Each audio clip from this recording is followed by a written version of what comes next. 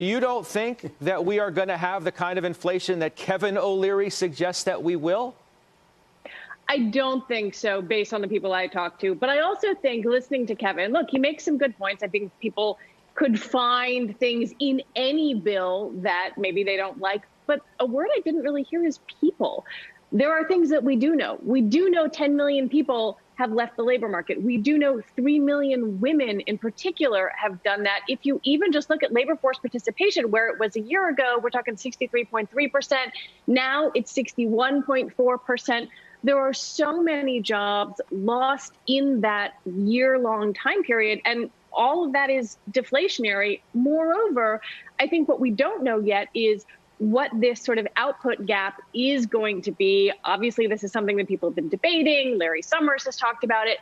I'm a little skeptical that we're going to see the kind of inflation that Kevin and others are warning about, just because the deflationary forces seem so strong at this point. And because the Fed has very aggressively said, we are paying attention to this. It's not like this is a surprise to them. Mr. Wonderful? Well, one O'Leary to another, let me point something out. I have nothing against giving unemployed people capital. I have nothing against deploying capital to get the logistics of vaccines out.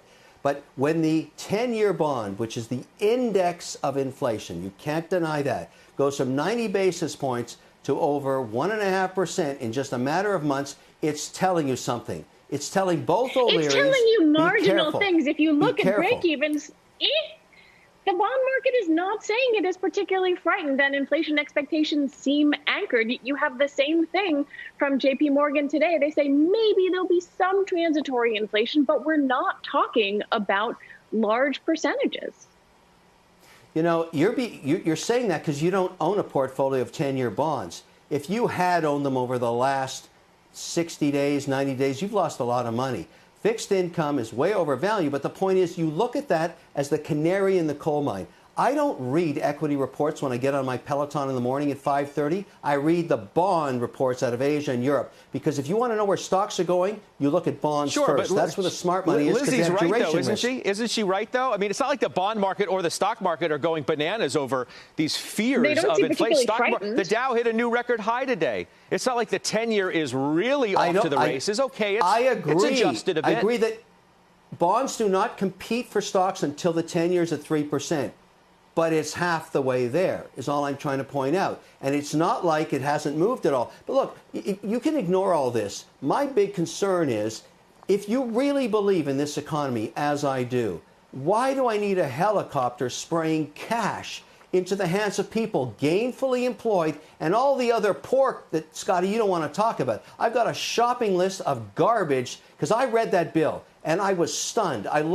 I nearly threw up on my shoes reading that thing. I don't know. You can't even dream up some of the stuff that's in there. It's a complete waste of money. I hear you talk about being up at 5 in the morning, and I have to tell you, as someone who has an 8-month-old in the other room, the working mothers of America can use the child care credit, can use the fully refundable child care credit, $2,000, $3,000. That's a huge deal when you are trying to hold down a job, even if you're still gainfully employed, and run Zoom school and get meals ready and get your kids out the door if you actually happen to have the privilege of child care at this moment. I think it is very easy to kind of fixate on some of the details here and not think about the human cost of this pandemic, not just 500,000 lives lost, but the lives that have been run completely off track and what that can mean for a generation of people, mostly a generation of working mothers. She's telling you to look at the forest, see the forest through the trees, Kevin.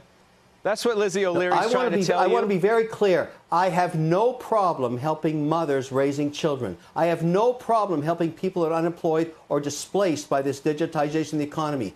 But so much of this bill is going into the bureaucracy, which I know is incredibly wasteful and has been forever, and companies that we don't know if they should survive anyways. Why keep bailing out zombie dead companies when we could be giving that capital and just to companies that deserve to have it? You don't know which is a winner and a loser. My point is, I'm okay with the mothers. I'm kumbaya, but I don't want to waste money. And 50% of this bill is absolute crap. Lizzie, last quick word to you, and we're going to keep you around, but wrap it up here. Not at all 50%. You got to think about the 10 million people who need the money, not small percentages.